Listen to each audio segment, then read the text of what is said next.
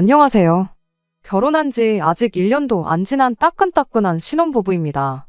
제가 이렇게 오늘 사연을 보내게 된 이유는 장남도 아닌데 집안 제사에 책임감이 넘치는 저희 시아버지 이야기를 해보려고 해요. 저와 남편은 가까운 지인들의 소개로 처음 만나 연애를 시작하게 되었고, 그렇게 3년간의 만남을 이어오다가 결혼까지 하게 되었습니다. 결혼 준비하면서 시댁이 제사가 없는 집인 걸 알게 되었어요. 결혼 후 받을 수도 있는 명절 스트레스 때문에 남편에게 너네 집은 제사를 지내니? 하고 단도직입적으로 물어봐서 알게 된 건 아니에요. 저희 집이 제사를 지내거든요. 대신 명절 때나 다른 제사들은 다 생략하고 할머니 돌아가신 날에만 따로 기제사를 올려요. 할머니 제사만 챙기는 데에는 이유가 있습니다. 할머니가 저희 친정부모님을 엄청 아껴주셨거든요. 저희 어머니가 처음 결혼한 해에 할머니께서 내 아들 며느리가 나처럼 1년에 4번씩 개고생을 하는 꼴은 못 보겠다며 니들 조상이니 니들이 챙겨라 하고 제사 보이콧 선언을 하셨대요. 할머니도 그동안 제사 챙기느라 고생하셨던 게 있으셨겠지만 그 고생을 며느리인 저희 엄마한테 떠넘겨서 시집살이 대물림을 해주기가 싫으셨다네요. 아무튼 그 덕에 진짜로 저희 집은 제사가 없어지게 되었고, 그 뒤로도 할머니가 저희 어머니를 첫째 며느리라고 각별히 아껴주셨어요. 나중에 할아버지 돌아가시고 나서는 저희 어머니가 먼저 제안해서 할머니를 모시고 살았고요. 그 후로도 이래저래 할머니가 저희 집을 많이 챙겨주시고 그랬어서 그냥 제사라기보단 할머니 기일을 챙기는 느낌으로 제사를 챙기고 있습니다. 날짜도 기일에 딱 맞춰서 하는 게 아니고 다른 친척들도 오며 가며 하기 편하게 토요일로 날짜를 바꿨고요. 기제사라고 꼭 자정에 맞춰서 지낼 필요도 없다고, 할머니 기일을 이유로 겸사겸사 그냥 다 같이 친척들끼리 모여서 저녁 한 끼 먹고 그러는 시기예요. 음식도 각자 집에서 알아서 하나씩 해서 가지고 오다 보니 딱히 제사 준비하는데 힘들 것도 없고요. 아무튼 한참 연애하던 중에 그때 당시 남자친구였던 남편에게 오늘은 할머니 제사가 있어서 저녁 시간 되기 전에 집에 일찍 들어가 봐야 한다고 말을 꺼냈다가 그때 시댁이 제사가 없는 집이란 걸 알게 되었습니다. 그래서 겸사겸사 우리도 제사라고 딱히 있는 게 아니고 할머니 기일만 챙기는 거다. 어지간해서는 명절에도 따로 가족들끼리 모이지도 않는다고 그렇게 설명을 해주면서 시댁 제사에 관한 이야기도 듣게 되었습니다. 시댁이 사실 제사에 엄청 진심인 집이었대요. 시아버지는 막내 늦둥이에 위로 남자 형제분이 무려 4분이나 더 계시는데 말인즉슨 큰어머니가 4분이나 계신다는 소리였죠. 저희 집과는 다르게 할머니께서 제사에 엄청 진심이신 편이었다나 봐요.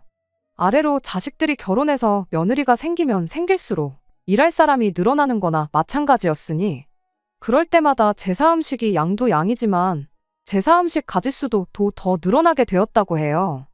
그러다 할머님께서 건강이 안 좋아지기 시작했고 막내 아들인 저희 시아버지가 시어머니랑 결혼하는 걸 보고 나서 보름 만에 세상을 떠나셨다고 합니다.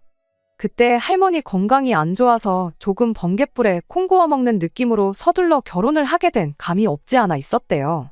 시어머니도 이 집이 제사에 이 정도로 진심인 집인 걸 미리 알았다면 결혼하지 않았을 거라는 식으로 아들인 남편한테 이후로도 몇 번씩이나 말을 하셨다네요. 아무튼 문제는 할머니가 돌아가시고 나서 악습이나 마찬가지인 제사가 사라진 게 아니고 더욱더 가혹해진 게 문제였던 겁니다. 저희 시어머니 위로 있는 4분의 큰어머니들이 그간 당신들이 고생했던 걸 어떻게든 저희 시어머니한테 풀 생각이었던가 봐요. 큰어머니들이 시어머니한테 몇 번 가르쳐주고 나서는 정말 손 하나 까딱 안 하고 모든 걸 시어머니한테 떠넘기셨답니다. 그렇게 10년 정도 시어머니는 1년에 4번 있는 제사를 할머님까지 포함해 4명의 며느리들까지 총 5명이 준비하던 걸 시집 오자마자 영문도 모른 채 그 많은 제사 음식들을 혼자 힘으로 준비해야 했던 거예요. 아무것도 안 하고 놀고만 있던 건 아니고 큰어머니들이 일손을 보태긴 했다지만 제사 음식 준비를 100이라고 치면 시어머니가 거의 80을 하고 나머지 4분이서 20 정도를 했다고 보면 된답니다. 제사 준비라고 넷이서 한 통속이 돼서 그렇게 부려먹었는데 평소라곤 또 시어머니를 안 괴롭혔었겠나요? 집마다 무슨 할 일이 있으면 묻지도 따지지도 않고 불러내서 시어머니를 부려먹고 그런 식이었답니다. 그래도 시어머니가 꾹꾹 참고 그렇게 버티고 계셨는데 남편 아래로 연년생인 신우가 있거든요. 그 신우 때문에 결국 저희 시어머니가 폭발을 하게 되었던 거예요. 그날도 한참 시어머니 혼자서 전날 저녁부터 거의 꼬박 밤을 새다시피 해서 제사 음식을 준비하고 계셨다고 해요. 아침 일찍부터 해서 하나둘씩 친척들이 모이기 시작했고 시어머니가 거의 모든 준비를 마쳐놓은 상황에 큰어머니 네 분께 잠깐 쉬고 올 테니 마무리 좀 부탁한다고 하고 잠깐 방에 들어가셨답니다. 밤을 거의 새다시피 해서 준비를 하셨다 보니 잠깐 눈 좀 붙이고 나올 생각이셨던 거죠. 그렇게 한 30분 정도 눈을 붙이고 다시 나오셨는데 나오자마자 시어머니가 거기서 기겁을 하셨다는 거예요. 나가보니까 4명의 큰어머니들에 둘러싸여서 당시 9살밖에 안 된 신우가 동태전을 뒤집고 있었답니다. 세상에 큰어머니라는 사람들이 9살밖에 안 된 조카한테 일을 시킨 거죠. 물론 아예 일을 떠넘긴 건 아니고 자기들 전부 치는데 이리 오라고 해서 앉혀놓고 너도 해보라고 뒤집개를 쥐어줬던 건가 봅니다. 아버님이 늦둥이인데다가 막내다 보니 남편이나 신우가 다른 친척 형제들하고도 나이차가 상당히 나는 편이에요. 시어머니 입장에선 지난 10년 세월 동안 지들 자식들한테는 전을 부치기는커녕 주방 근처에는 혹시나 기름이라도 튈까봐 얼씬도 못하게 했고 한참 시어머니 혼자서 전을 부치고 있으면 애들 먹인다고 빈 그릇 들고 와 덜어가서 챙겨주기 바빴었다는데 당장 9살밖에 안 된 당신 딸한테는 먹어보라고 전을 먹여주기는커녕 너도 뒤집어보라고 일을 시키고 있으니 그걸 보고 눈이 안 돌아가는 엄마가 세상에 어디 있겠어요. 그 와중에 큰어머니들이 저희 시어머니한테 네 딸 전 부치는 것 좀 보라면서 엄마 닮아가지고 일은 기가 막히게 하겠다고 다음번 제사부터는 손이 하나 더 생기는 거니까 우리 동서 좀 편해지겠네 하면서 비아냥대기까지 했다는 겁니다. 그 와중에 10살도 안 된 꼬마애가 뭘 알겠나요. 큰엄마들이 잘한다 하니까 신이 나가지고 그 고사리만한 손으로 뒤집개를 들어 전을 뒤집는데 그걸 보자마자 시어머니가 폭발해서 그날 혼자 힘으로 밤새 준비했던 제사상을 뒤집어 엎어버렸답니다. 남편이 해주는 20년도 더 된 이야기인데 제사상을 뒤집어 엎어버렸다는 그 말을 듣고 제 속이 얼마나 후련하던지. 남편도 엄청 어릴 적이지만 그날만큼은 충격이 커서 그런가 아직도 장면이 기억이 나는 게 있다네요. 시아버지하고도 그날 대판 싸웠다고 하고요. 넌 대체 뭘 했길래 네 형수들이 우리 딸 부려먹으려는 거 막아서지도 못하고 가만히 있었느냐고 어쩌고 저쩌고. 아무튼 그렇게 그날부로 시어머니는 시댁 제사에는 일절 관여하지 않겠다 선언을 해버렸고 그렇게 남편 집에는 제사가 없어졌다는 사실을 알려줬어요. 정확히는 시부모님네가 다른 가족들하고 관계가 소원해져서 그 뒤로 얼굴도 안 보고 지내는 사이가 되었던 거죠. 그 이후로 시부모님네 빼고서 남은 가족들끼리 제사를 지내긴 지냈나 본데 몇 해 못 가고 제사 음식을 네가 하니 내가 하니 왜 나만 하니 그런 문제로 큰어머니들끼리 서로 떠넘기고 싸우고 그러다 결국 제사도 없어지고 온 가족들이 전부 사이가 나빠졌다는 겁니다. 그렇게 공식적으로 시댁에는 제사가 없어지게 되었다고 해요. 그 뒤로 가족들이 사이가 다시 좋아져서 교류하고 지내는 건 또 아니랍니다. 남편은 다른 건 모르겠고 남편이 어릴 적의 일이지만 시어머니가 상상도 못할 만큼 고생을 하셨다는 걸 직접 두 눈으로 보았다 보니 제사에 대해서 남편은 부정적인 생각을 가지고 있었대요. 그런데 저희처럼 제사를 지내는 집이 있다니까 그건 또 새롭다고. 왜 우리 집 어른들은 간소하게 지낼 생각은 안 하고 서로 떠넘기기만 했을까? 그런 식으로 놀라워했었죠. 아무튼 그렇게 본의 아니게 시댁 제사에 얽힌 이야기를 결혼 전부터 알게 되었습니다. 제사를 그때부터 계속 지냈다고 해도 그 때문에 결혼을 안 할 생각도 아니었고 사실 크게 상관없는 이야기나 마찬가지였어요. 그렇게 남편과 결혼해서 작년 5월부터 결혼 생활을 시작했습니다. 시댁이 지방에 있는 데다가 거리도 엄청 멀리 있다 보니 자주 찾아뵐 일은 없었어요. 결혼 전에 인사드리러 간다고 한번 찾아뵈었던 게 전부였습니다. 상견례는 친정하고 딱 중간쯤 위치해서 했었다 보니 그 뒤로는 정말 시댁까지 갈 일이 전혀 없었어요. 신혼여행 다녀와서도 안부 인사만 전해드리고 끝이었습니다.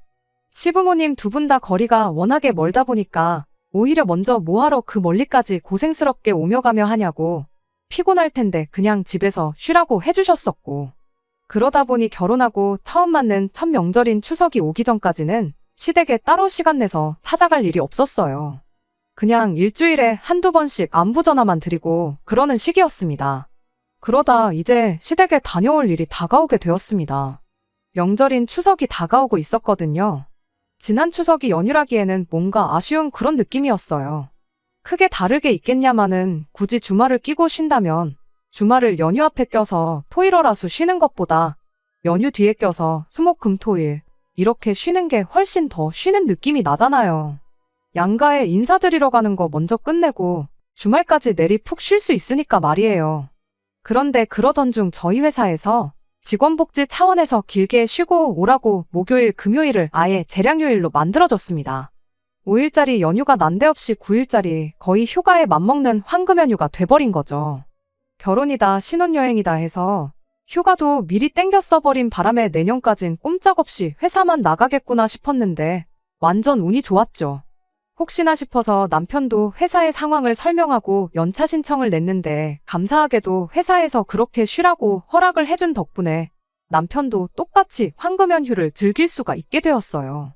남편과 상의 후 양가에는 연휴가 시작되기 직전에 있는 주말을 활용해 다녀오기로 했고 남은 기간은 뭐 어디 해외여행이라도 가야 하나 하면서 한참 행복한 고민을 하고 있었습니다. 일단 친정에 먼저 연락을 했어요. 친정 부모님은 뭐 명절이 대수냐고 그냥 주말이든 언제든 안 와도 되니까 하루라도 더 둘이서 즐기다 오라는 대답을 들었습니다. 그 말을 듣고 곧바로 시댁에도 연락을 했어요. 시댁이 거리가 워낙에 있다 보니까 시어머니 입장에선 자주 보지도 못하는데 명절에도 건너뛰라고 하기는 조금 그랬었나 봐요. 그래서 토요일에라도 일찍 들렀다 가면 좋겠다는 식으로 대답을 하셨고요. 애초에 그날쯤 해서 다녀올 생각이었다 보니 섭섭하거나 그런 건 없었습니다. 친정에는 안 가도 되게 되었으니 그냥 아예 그러면 토요일날 가서 하루 자고 일요일까지 해서 이틀 내내 시댁에서 시간을 보내고 여행을 출발하면 되는 건가 하고 그렇게 계획을 세웠죠. 그러다 그날 저녁에 시아버지한테서 전화가 왔어요. 아무리 그래도 명절을 건너뛰는 건 그렇지 않냐면서 추석 당일날에 시댁에 오는 걸로 하라고 말을 바꾸시더라고요. 시어머니한테만 말씀드리고 허락을 받아낸 거였다 보니 아버님 딴에는 기분이 좀 안 좋았나 봐요. 남편이 아버님께 모처럼 9일짜리 연휴인데 사정 좀 봐주시면 안 되겠냐고 몇 번을 물었지만 시아버지는 절대 안 된다며 고집까지 부리기 시작했습니다. 명절 무시하고 그렇게 시댁에 오면 그냥 아무 때나 주말에 오는 거랑 뭐가 다르냐면서 말이에요. 그렇게 결국엔 명절날 시댁에 찾아뵙는 걸로 이야기를 끝내고 전화를 끊었습니다. 전화 끊고 나서 몇 시간 지나지 않아 시어머니한테서 다시 전화가 걸려왔어요. 당신 딴에도 저희들 연휴 맞아서 어디 좀 길게 다녀오게 해주라고 몇 번을 설득했었는데 시아버지가 워낙에 완고하게 나오는지라 어쩔 수 없었다면서 미안하다고 하시더라고요. 시어머니가 저희한테 사과하실 일은 아니라고 저희도 너무 저희들 생각만 한 것 같다고 죄송하다 사과드렸어요. 물론 말은 그렇게 했지만 이상한 데서 고집을 부려대는 시아버지가 원망스럽긴 했습니다. 9일 연휴 중 딱 중간이나 마찬가지인 추석날을 비울 수가 없게 되었다 보니 해외여행은 꿈도 꿀 수 없는 이야기가 되어버렸으니까요. 그래도 나름대로 알차게 연휴를 보내야겠다고 남편과 계획을 세우게 되었어요. 그러던 중 저희가 여행을 안 가기로 했다는 소식을 들은 친정어머니께서 전화를 해오셨습니다. 저희 작은아버지네가 은퇴를 하면서 은퇴 자금으로 속초 어디쯤 바다 전망 좋은 곳에 운영 중이던 펜션을 하나 매입하셨다네요. 내년 여름 성수기가 오기 전까지 시간적 여유가 많다 보니 작은아버지가 직접 펜션을 리모델링을 하실 계획이시랍니다. 그런 만큼 그 당장 영업한다고 바쁜 것도 아니고 리모델링 공사도 아직 시작을 안 했다 보니 당장 연휴 맞아서 친척들끼리 다 그 펜션에 모여서 2박 3일 푹 쉬다 오기로 했다는 거예요. 저희 여행 계획이 어그러졌으니 아쉬운 대로 거기라도 따라가서 놀다 오지 않겠냐고 제안을 해주신 거죠. 원한다면 작은아버지한테 부탁해서 그 주 주말까지 내내 저희가 그 펜션을 숙소처럼 사용할 수 있게 물어보겠다고 하시더라고요. 그래서 이참에 그냥 속초를 거점으로 강원도 여기저기 돌아다니는 것도 좋겠다 싶어 그렇게 하기로 했습니다. 시댁에는 새벽바람에 출발해 점심까지 먹고 거기서 조금 쉬다가 저녁시간 되기 전에 그 펜션으로 이동하는 걸로 그렇게 계획을 세웠어요. 시댁에서 대충 차로 1시간 반 정도 거리라서 점심 먹고 적당히 시간 보내다 오면 시간이 딱 알맞겠더라고요. 추석날 당일 직전인 주말에는 둘이서 그래도 비행기 타는 기분이라도 내자고 2박 3일 제주도를 다녀오기로 했고요. 그렇게 연휴가 시작되었고 저희는 계획한 대로 토요일에 제주도에 도착해서 시간을 보냈습니다. 거기서 즐겁게 시간을 보내고 월요일 점심쯤 해서 비행기 타고 집에 돌아왔어요. 다음 날에 아무래도 운전을 많이 해야 했다 보니 그날은 그냥 다른 거 더 안 하고 집에 오자마자 바로 잠을 청했죠. 그렇게 새벽에 일어나서 시댁으로 출발하려는데 시어머니한테서 전화가 몇 통이나 와 있더라고요. 톡을 보니까 시어머니가 오지마 이렇게 한마디 보내놓으셨었는데 왜 그러시냐 전화를 해보자니 시간이 한참 주무실 새벽 시간대라 그냥 그대로 부랴부랴 출발했어요. 오지 말라고 보내놓은 톡이 저희 딴에는 그냥 아버님이랑 말다툼 같은 거 하셔서 그러신가 보다 하고 대수롭지 않게 생각했죠. 그렇게 차로 6시간 거리를 달려서 시댁에 도착을 했습니다. 결혼하고 처음 찾아뵙는 것이니만큼 얼마나 우리를 반겨주실까 잔뜩 기대하고 시댁 현관문을 열었죠.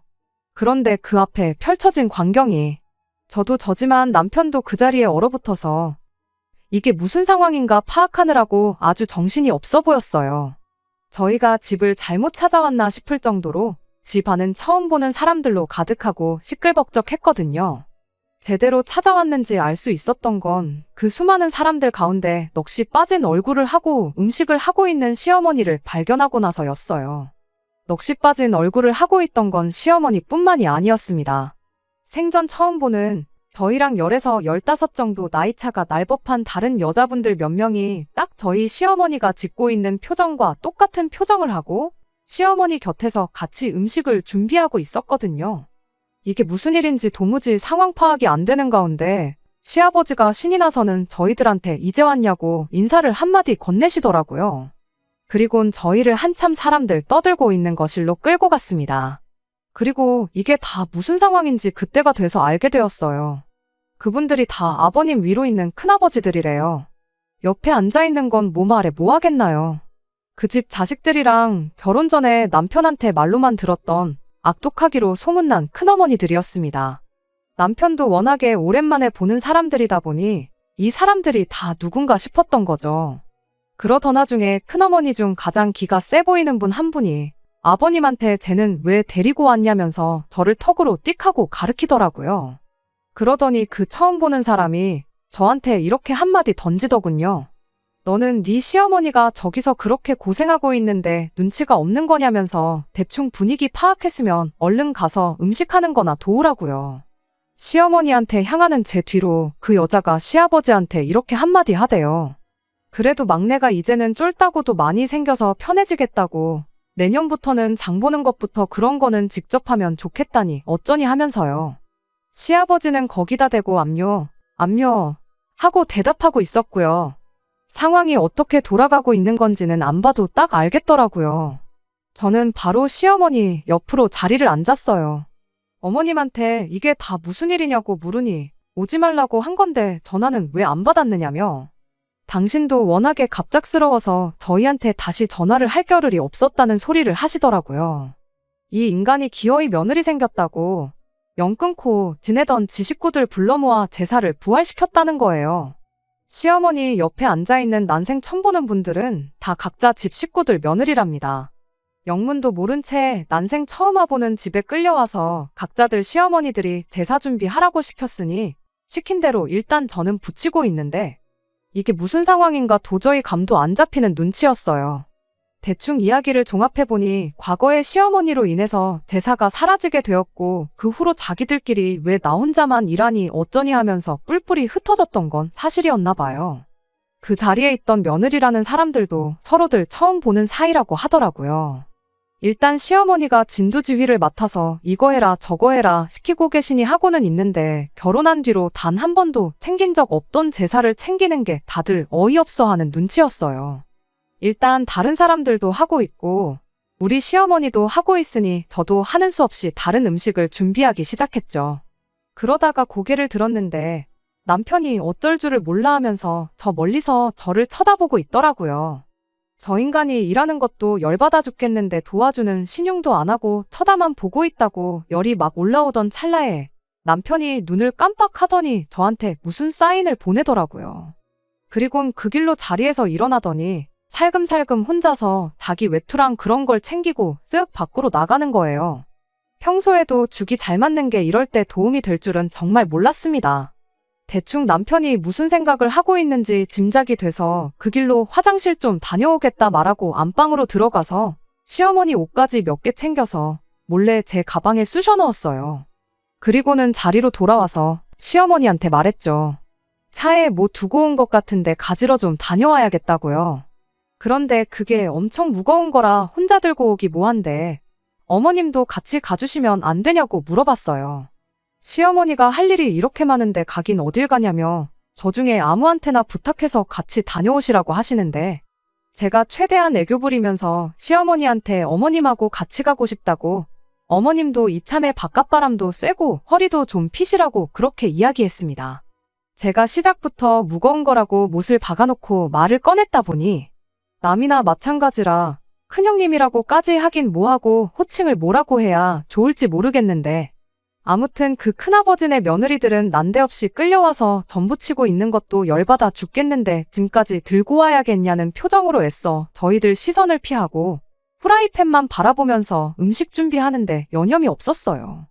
덕분에 아무 방해 없이 시어머니를 모시고 밖으로 나올 수 있었죠. 아니나 다를까 차에 가니 남편이 시동 걸어놓고 저희를 기다리고 있었습니다. 한마디도 안 했는데 어떻게 알고 거기에 엄마까지 모시고 왔냐고 하면서 완전 대박이라고 하더라고요. 남편은 애초에 그 자리에서 저를 데리고 도망칠 계획이었는데 제가 그 와중에 시어머니까지 모시고 나올 줄은 몰랐던 거예요. 시어머니한테 제가 말했죠. 제사 지내는 건 저기 있는 사람들한테 알아서 하라 그러고 어머님은 저희랑 같이 놀러 가시자고요. 어차피 어머님이 어느 정도 다 끝내놓으신 거 아니냐고 그 정도 해줬으면 충분히 하셨다고 말하고 그 길로 저희는 시어머니를 납치하듯 끌고 저희 작은아버지가 인수하셨다는 펜션으로 바로 향했어요. 시어머니도 처음에는 이래도 되겠냐면서 주저하셨지만 나중간이 에라 모르겠다 하시면서 빨리 출발하라고 하시더라고요. 차가 출발하자마자 옷 구겨진다고 제가 안방에서 챙겨 나온 시어머니 옷을 가방에서 꺼냈죠. 남편이 그거 보고 또 대박이라고 그 와중에 엄마 옷까지 챙겨서 나올 생각을 했냐면서 놀라대요. 시어머니도 그때부터는 한참 즐거운 표정만 짓고 계셨어요. 차를 출발시킨 지 한 20분쯤 지났나 저희 전화기가 불이 나도록 연락이 왔습니다만 하나도 받지 않았습니다. 시어머니는 급하게 나오느라 전화기를 두고 오셨는데 오히려 그 편이 마음이 더 편했을 거라 생각해요. 그렇게 차를 1시간쯤 더 달려서 펜션에 도착했는데 저희 부모님이 저희 보고 생각보다 일찍 왔다며 놀라셨다가 차 안에 같이 계신 시어머니 보고는 한 번 더 놀라셨어요. 원래 먹을 거 준비해둔 거 저희들 오면 저녁에 먹으려고 했는데 저녁까지 기다릴 게 뭐가 있냐며 그 자리에서 아주 저희들끼리 작은 잔치를 열었지요. 시어머니도 한참 같이 신나게 즐겨 하시다가 명절에 이렇게 가족들끼리 재미나게 보내는 방법도 있는데 왜 우리 바깥 양반은 저 모양인지 모르겠다며 한숨을 쉬시는데 참 생각이 많아졌습니다. 그렇게 한참 먹고 놀고 하다 보니 시간이 어느덧 오후 2시쯤 되었어요. 시어머니가 한참 고민하다가 저희를 부르시더니 운전하느라 고생하는 거 알지만 집에 다시 데려다 줄 수 있냐고 물으시더라고요. 혹시 저희 친정 식구들만 있어서 불편하시냐고 저희 가족들 그런 거 별로 신경 안 쓰는 분들이시니까 부담 가지실 필요 없다고 대답했더니 그게 아니고 그때쯤이면 제사도 다 끝나지 않았겠냐 하시는 거예요. 이미 일이 이렇게 된 거 어쩔 수는 없지만 그래도 아버님한테 미안하다고 사과는 하실 생각이셨는가 봐요. 그래도 그 인간이 사람들 모인 자리에서 혼자 얼마나 난감했겠냐 하시면서요. 이왕 이렇게 된 거 집에 가서 아버님하고 깔끔하게 화해하고 어차피 저희는 다시 이쪽으로 와야 하니까 당신들 차 끌고 같이 이쪽으로 오자십니다. 아직 저녁도 남았고 하니 그 양반도 먹고 마시는 거 얼마나 좋아하는데 같이 놀면 좀 좋겠냐시면서요. 그것도 역시 좋은 생각인 것 같아서 저희도 그렇게 하기로 하고 시간 더 끌게 뭐 있나 싶어서 바로 차를 출발시켰어요. 그렇게 다시 시댁에 도착했는데 예상대로 집은 텅텅 비어있고 아버님 혼자 계셨습니다. 그런데 저희 예상과는 다른 게 하나 있었어요. 제사를 지내고 나서 가족들이 돌아간 모양새가 아니었습니다. 바닥에 신문지 이리저리 펼쳐져 있고 음식 준비하던 게 그대로 다 있었거든요. 얼마나 진수성찬을 차리려고 했던 건지 3개나 이어붙여 놓은 제사상 위에는 아무것도 올라와 있지 않았고요. 시아버지는 혼자 그 제사상 앞에 양반다리를 하고 앉아서는 멍하니 먼 산만 바라보고 있었습니다. 저희가 들어오자마자 시아버지는 불같이 화를 내기 시작했지요. 20년 만에 뿔뿔이 흩어진 가족들 겨우겨우 하나로 모아서 모처럼 자리를 만들었는데 너 때문에 아주 이제 온 가족들이 2번 다시 만날 일도 없을 사이가 됐다면서요.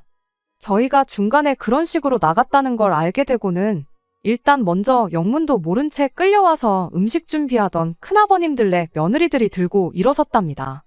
그 집 아들들한테 우리가 여기 끌려와서 뭐 하고 있는 거냐고 하면서 그 길로 자기들도 음식이고 제사 준비고 안 한다고 했다는 거예요.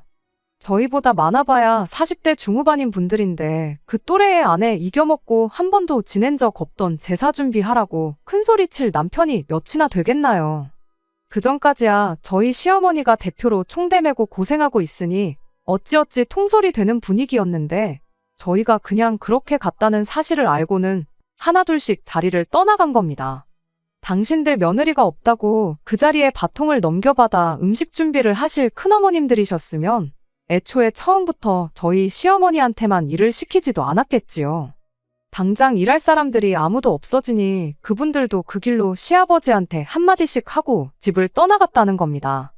시아버지는 혼자 망연자실해서 저희 올 때까지 그렇게 혼자 앉아서 멍 때리고 있었던 거고요. 시어머니는 그렇게 된 상황에 처음에는 난감해하면서 아버님한테 미안하다고 일이 이렇게까지 될 줄은 몰랐다며 계속 사과를 하셨어요. 저희도 너무 경거망동을 한 건가 싶어서 한참 고개 숙이고 같이 아버님한테 혼나고 있었죠. 그 와중에 시아버지가 한마디를 꺼내시더군요. 제사 음식 좀 하는 게 뭐가 힘드냐며. 너 우리 집에 시집 오기 전에 형수님들도 다 하던 거 아니었냐고. 뭐 어디 너만 고생하는 건 줄 착각하지 말라면서 저희들 있는 건 아랑곳하지도 않고 막말을 하는 거 아니겠어요. 20년 세월 가족들 사이 이간질시켜서 서로 등지고 살게 만들었으면 됐지. 이제 다시 좀 잘 지내보려는데 그걸 못 참고 이렇게 집안꼴을 풍비박산 내놓으니 좋으냐고. 올해는 특히 형님들네 며느리들도 있고 우리 며느리도 있고 쫄따구들이 몇 명인데 부려먹기만 하면 돼서 몇 배나 쉬워진 걸 가지고 그게 하기 싫어서 어른이 돼서 그걸 못 참고 내뺐냐고 큰 소리를 치는 겁니다. 그런데 한참을 미안하다는 말만 반복하던 시어머니가 난데없이 시아버지한테 언성을 높이면서 한마디 하셨어요. 그래서 니네 집 식구들이 안 되는 거라고. 이제 보니 아주 똑같은 놈이다 못해 같은 핏줄 아니랄까봐 아주 더한 놈이라면서 어떻게 그 악습을 또 며느리들한테 물려줄 생각을 다 했냐시더군요. 당신도 집집마다 며느리들 다 끌고 온 마당에 애들한테 떠넘기면 안 힘든 거 몰랐겠냐입니다. 그런데 그렇게 하면 지난 시간 동안 상종도 못할 인간들이라고 생각했던 당신 형님들이랑 큰동서들하고 내가 다르게 뭐가 있겠냐고 하시더군요. 그리고 그렇게 제사를 애들 손으로 넘겨주면 며느리들은 며느리들끼리 신이 나서 잘도 힘을 합쳐 제사를 지냈겠냐고. 모르긴 몰라도 10살이나 넘게 더 어린 우리 애들이 또 독박 쓰게 될 것이 뻔한 거 아니겠냐고 일침을 하시더군요. 아버님은 그 와중에도 한마디도 지지 않고는 예전처럼 1년에 제사 4번씩 챙기려던 것도 아니고 명절 때만 챙기려고 했다고. 고작 1년에 2번 있는 제사 가지고 뭘 그렇게까지 오바를 떠냐면서 남들 다 하는 건데 좀 하면 뭐 어떻냐면서 저한테 대답을 바라시더군요. 제가 순간 당황해서 아무 말도 못하고 있는데 시어머니가 당신이야 아무것도 모르고 결혼해서 결혼 잘못했다 그런 생각만 하고 애들 보면서 10년을 버텼지. 저같이 요즘 애들은 그런 거 참기나 하겠냐고 그렇게 자식 새끼 이혼시키고 그러면 기분 참 좋겠다고 한마디 하시는 겁니다. 하긴 그러니까 우리 딸이 10살도 안 된 나이에 전부치고 있는 모습 보고 지 가족들하고 시시덕거리면서 잘한다고 박수나 치고 있지 그때 알아봤어야 했는데 몰라본 내 잘못이라며 아주 분통이 다 터진다고 가슴을 내리치시는 거예요. 그러다 그때 이혼 못했다고 지금도 못할 거 있냐면서 난데없이 시아버지한테 이혼하자는 이야기를 꺼내셨어요. 그 말이 나오기 무섭게 아버님을 포함해 저희 둘까지도 깜짝 놀라서 시어머니를 쳐다봤습니다. 그 표정만 봐도 얼마나 진심인지가 느껴졌죠. 제가 나서서라도 뭘 이혼까지 하시냐 하고 말려야 하나 싶었는데 도무지 입이 떨어지지가 않을 정도였어요. 그건 며느리인 제가 아니라 아들인 남편도 똑같았나 봐요. 그렇게 저희는 아무 말도 못하고 있었는데 어머님이 아버님한테 당신 말이 맞다고 1년에 4번도 지내던 제사인데 2번이 뭐가 힘들겠냐. 남들도 다 하는 건데 어려울 거 없다고. 그러니까 그 잘난 니네 집 제사상은 상관도 없는 남의 집 딸 자식들 부려먹어서 지낼 생각 하지 말고 니들 손으로 직접 지내면 되는 거 아니냐고. 나는 이혼해서 손 뗄 테니 니들끼리 며느리를 부려먹던 자식들 이혼시켜서 니들끼리 지내던 그 잘난 제사 알아서 챙기라고 한마디 하고는 저희한테 괜히 오자고 해서 벌써게 만들어 미안하다고 한마디 하시고는 저희를 데리고 다시 집 밖으로 나가시더라고요. 나오시면서도 저딴 인간 밥 챙겨주자고 여기까지 오자고 한 게 다 후회가 된다시며 이제야 속이 후련하다고 한마디 하시대요. 결국 저희는 그렇게 다시 펜션으로 돌아왔어요. 오는 길에 신우한테 주소를 찍어줬는데 거리가 있다 보니 저희 저녁 먹기 시작하고 한참 지나서 신우가 도착을 했습니다. 전화로 대충 자초지종을 설명해줬는데 신우는 뭐 대화고 뭐고 할 것도 없이 도착하자마자 시어머니한테 이혼 결정 잘하셨다고 한마디 해주더군요. 엄마 챙기는 건 딸밖에 없다는데 그게 무슨 말인지 딱 알았어요. 아마 모르긴 몰라도 그날 아침에 신우가 시댁에만 있었더라면 일이 그 지경까지 가기 전에 신우 선에서 큰아버지고 큰어머니고 시댁에 발도 못 붙여보고 쫓겨나지 않았을까 하는 생각까지 들었습니다. 아무튼 심각한 이야기는 생각보다 금방 끝났고 그렇게 저희는 저희대로 즐겁게 먹고 즐기고 시간을 보냈네요. 원래는 저랑 남편 둘이서 그 펜션에서 연휴 끝날 때까지 있다 가려고 했는데 이렇게 된 거 시어머니와 신우도 같이 해서 넷이서 시간을 보내게 되었습니다. 그 후로 시어머니는 바로 이혼 준비를 시작했고 그동안은 서울에서 신우랑 같이 지내기로 했어요. 재산 분할받으면 지금 집이 좁은 편이라 신우랑 같이 지낼 만한 넓은 집을 알아봐야겠다시는 걸 보니 시아버지가 어떻게 사과를 해와도 다시 합치실 생각은 없는가 봐요. 이번 연휴도 어쩌다 보니 저희는 한 주 내내 쉬게 되었는데 일단 신우랑 같이 해서 시어머니 모시고 여행 좀 다녀왔다가 연휴 막바지쯤 해서 아버님 보러 내려갔다 올 생각이에요. 혹시 또 제사 준비니 어쩌니 해서 명절 당일날 오라고 하시면 그냥 안 갈 생각이긴 합니다만.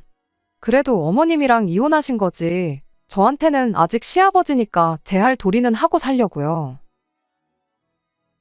끝까지 들어주셔서 감사합니다. 오늘의 사연은 여기까지입니다.